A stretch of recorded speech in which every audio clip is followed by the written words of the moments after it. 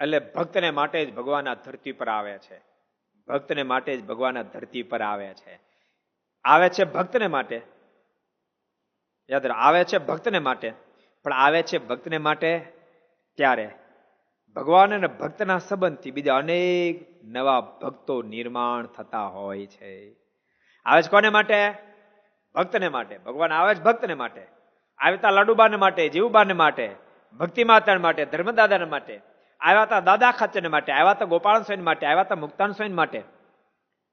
મહારાજ અક્ષરધામમાં તો મહાલૌકિક આનંદ આપતા હતા, પણ અક્ષરધામમાં ભક્તિ માતાની ગોદમાં રમતા રમતા એનું દૂધ પીવાય, એ અક્ષરધામમાં નિર્માણ ન થાય, એ નિર્માણ કરવા માટે ધરતી પર ભગવાન પધારે. આવ્યા હતા ભક્તિ માતા માટે, આવ્યા હતા ભક્તિ માતા માટે.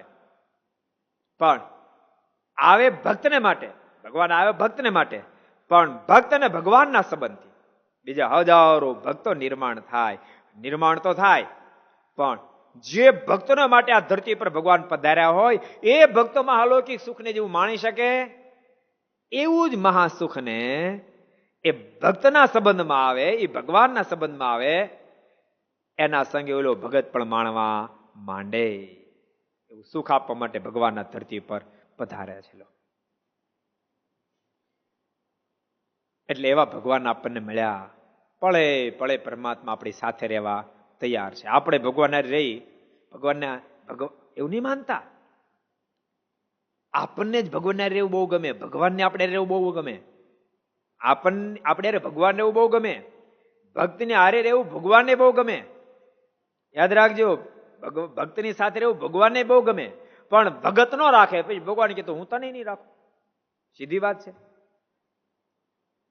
ભક્ત જો ભગવાનને રાખે, ભગવાન ભક્તને અખંડ પોતાની સાથે રાખે.